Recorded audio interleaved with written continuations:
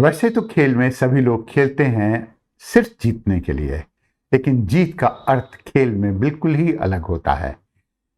क्या आप कभी सोच सकते हैं कि किसी भी खेल में हार कभी जीत हो सकती है? क्या आप सोच सकते हैं कि कभी हारने की क्रिया, दूसरे को जिताने की क्रिया भी कभी जीत हो सकती है? होता है। और उस स्थान पर होता है जहां पर कि आपकी नैतिकता काम करती है। उस स्थान पर होता है जहां आपकी सत्यनिष्ठा काम करती है। और वह कहां होता है? स्पोर्ट्स में, वह खेल में होता है। इसे ही कहते हैं खेल भावना, स्पोर्ट्समैनशिप स्पिरिट। ओलंपिक के समापन के बाद में दो तीन कहानियां पूरे दुनिया भर में राज कर रही थी, और उनमें से एक कहानी थी, उस स्थान पर इटली के जिन मार्को तंबेरी थे, वो कतर के एक धावक के साथ में, एक एथलीट के साथ में डील कर रहे थे, मुताज ऐसा बारशिम। दोनों ने 2.37 मीटर की कूद लगाई और दोनों बिल्कुल ही एक के स्तर पर थे। ओलंपिक के जितने ऑफिशियल्स थे उन्होंने उनको उनको क्या किया कि 3 और उनको मौके दिए कि आप कूद जाइए, लेकिन यह 2.37 मीटर के ऊपर में और कूद नहीं पा रहे थे। उनके लिए फिर एक बार और भी मौका दिया गया, लेकिन उसके बाद क्या हुआ कि तंबेरी साहब उससे गेम से विड्रॉ कर गए, उनके पैर में चोट लग गई। अब उस जगह पर, उस स्थान पर ऐसी स्थिति आ गई कि बारशिम को कुछ नहीं करते हुए भी आसानी से सोना का पदक मिल सकता था। तब बारशिम ने पूछा कि क्या जो सोना उन्हें मिल रहा है, जो प्रथम रिवॉर्ड मिल रहा उन्हें, क्या वह दोनों लोगों के बीच में साझा हो सकता है, दोनों लोगों के बीच में बांटा जा सकता है? तो वहां के अधिकारियों ने इस पूरे बात की पुष्टि की, बोले कि हाँ, ऐसा हो सकता है, और ऐसा हुआ भी है। उसके बाद बारशिम को कुछ भी नहीं करना था। उन्होंने क्या किया, अपने आप को कह दिया कि वो गेम से बाहर जा रहे हैं। जैसे ही उस स्वरूप को तंबेरी ने देखा तो तंबेरी उनके पास में कूद कर गए, दोनों ने गले लगा लिया, और जाहिर है यहां पर दोनों ने साथ ही इस रिवॉर्ड को साझा भी किया इस स्थान पर। तो इस स्थान पर कतर के जो एथलीट थे उन्होंने गेम नहीं जीता, लेकिन उन्होंने पूरी दुनिया का दिल जीत लिया। सोना तो मिला ही, लेकिन उसके साथ में उन्हें बहुत कुछ और भी मिल गया। यही कहते हैं खेल की भावना।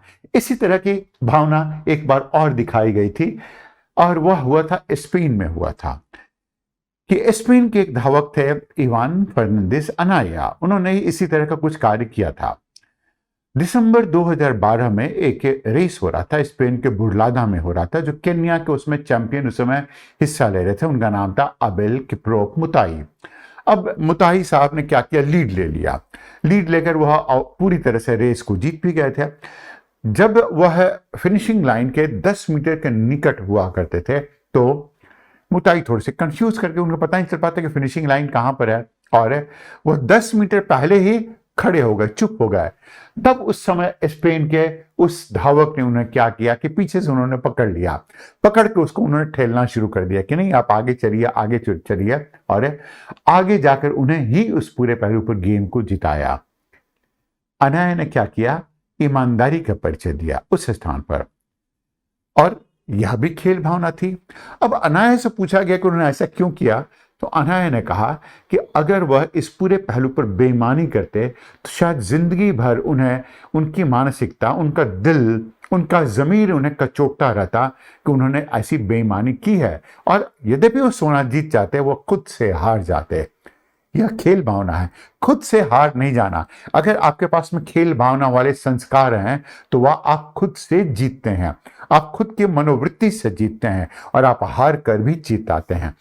यह सिर्फ जीत और हार के बीच की बात नहीं होती है, यह हार जीत से कहीं परे होती है। यह किस बात का परिचायक होता है? यह परिचायक होता है कि आप में कितनी शक्ति अंतर्निहित है। यह इस बात का परिचायक होता है कि आप कितनी अच्छी तरीके से किसी काम को कर सकते हैं। यह इस बात का परिचायक होता है कि आप प्रतिस्पर्धा को सीखने के क्रम में लाते हैं।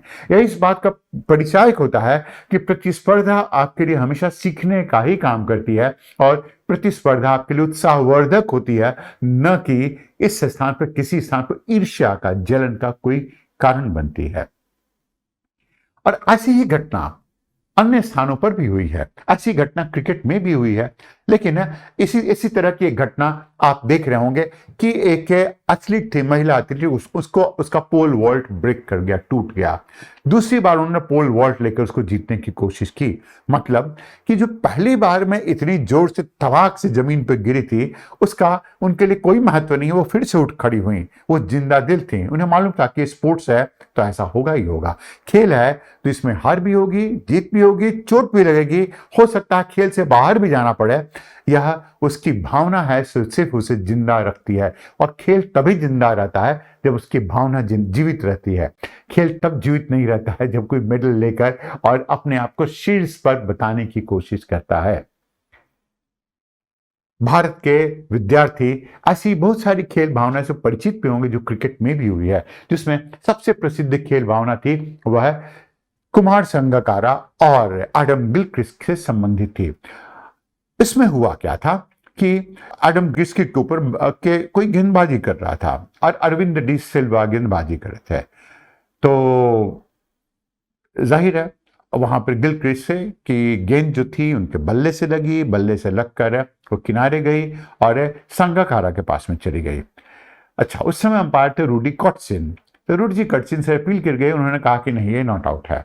लेकिन उसके पहले कि कुछ ऐसा होता, गिलक्रिस्ट ने अपना काम कर लिया था। वह पवेलियन की तरफ में जाना उन्होंने प्रारंभ कर दिया था। यह खेल भावना थी। वह चाहते तो रह भी जाते, लेकिन उन्होंने क्या बेहतर समझा? उन्होंने वापस जाना बेहतर समझा। यह खेल भावना का परिचय था। और ऐसे सबसे बड़ी जो खेल भावना क्रिकेट में रही है उसका परिचय रहा है 1987 के वर्ल्ड कप। 1987 के वर्ल्ड कप में वेस्ट इंडीज और पाकिस्तान के बीच में मैच हो रहा था और अब्दुल कादिर हमेशा अपने क्रीज से बाहर चले जा रहे थे। तो वॉल्श जो उस समय के गेंदबाज थे, वॉल्श के पास में यह विकल्प था कि वॉल्श अब्दुल कादिर को आसानी से रन आउट कर सकते थे और रन आउट लीगली, लॉजिकली, तार्किक रूप से वह हो भी सकते थे। उन्होंने यह नहीं किया। उन्होंने सिर्फ यह बताया अब्दुल कादिर को कि देखिए, आप इस जगह पर आउट हो सकते हैं। अगर हम, मेरे लिए कुछ भी बात नहीं है, अगर हमने गेंद से सिर्फ बेस को टच कर दिया तो आप आउट हो जाएंगे। आप जो काम कर रहे हैं गलत है, खेल भावना के विपरीत है, ऐसा नहीं करना चाहिए। वेस्ट इंडीज वह मैच हार गया, लेकिन वॉल्श ने यह मैच जीत लिया और वेस्ट इंडीज में वॉल्श को सभी को मिला। किसी को मैन ऑफ मैच मिला, किसी को ट्रॉफी मिली, किसी को कुछ भी मिला, लेकिन वॉल्श को अकेले क्या मिला था? अकेले उनके लिए एक विशिष्ट अवार्ड, एक विशिष्ट पुरस्कार की घोषणा की गई थी। यह थी खेल भावना। खेल भावना सिर्फ खेल को जीतने से संबंधित नहीं होती है। खेल भावना इस बात का परिचायक होता है कि आपका चरित्र कैसा है।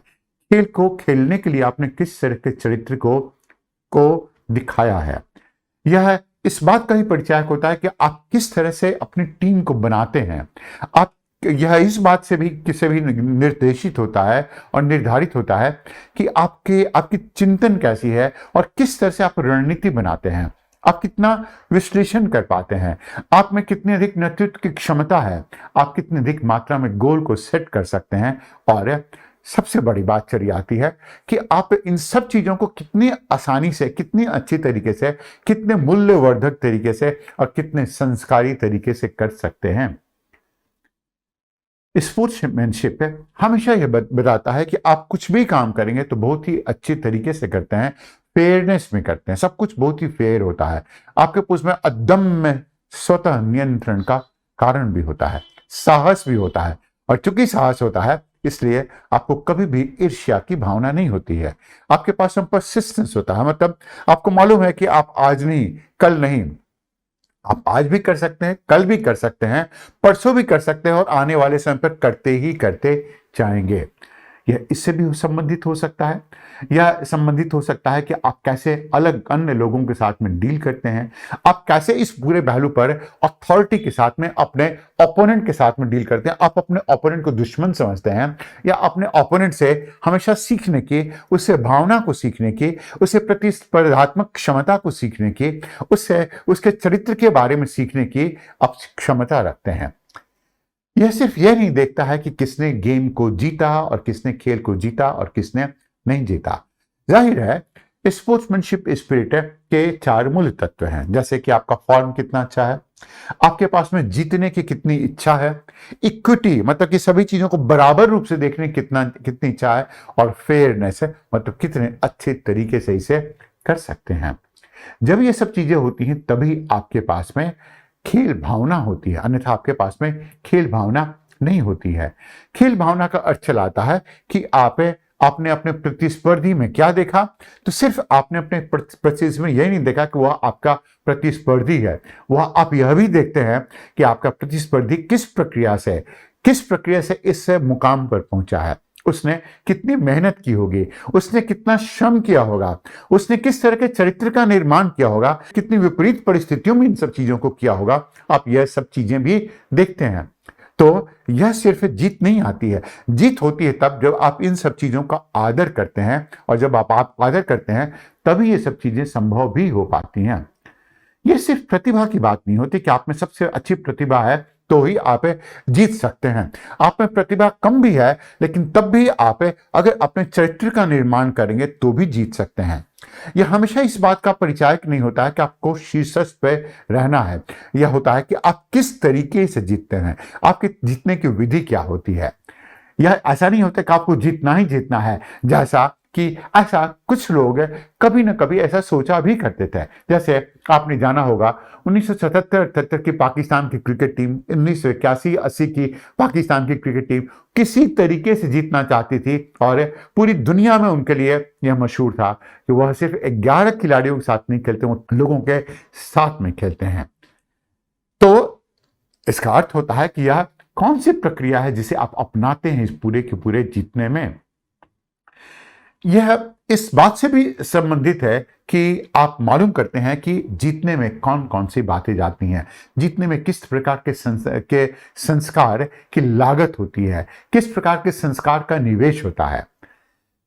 और जो खिलाड़ी होता है वह हार कर भी कैसे जीत सकता है, क्योंकि खिलाड़ी की जीत किस बात में अंतर्निहित होती है, वह इस बात में अंतर्निहित होती है कि जो सामने देखने वाला है, ऑडियंस है, जो प्रतिस्पर्धी है, वह जाने कि आपने जितना श्रम किया है, आपने जितनी मेहनत की है, आपने कितना श्रम किया है और कितनी मेहनत की है, और उससे प्रतिस्पर्धी के मन में और ऑडियंस के मन में आपके प्रति सम्मान का बोध हो, तभी ऐसा होता भी है। अर्थात यह ईर्ष्या से ऊपर है, यह सिर्फ मेडल नहीं है, यह मेडल से भी ऊपर है।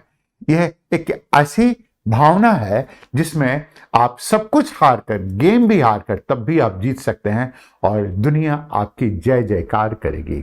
यह धर्म है, यह वास्तविक रूप में संस्कार है, यह वास्तविक रूप में सनातन भी है। To have more such discussions and analysis, subscribe to our channel and hit the bell icon for notifications on our upcoming videos.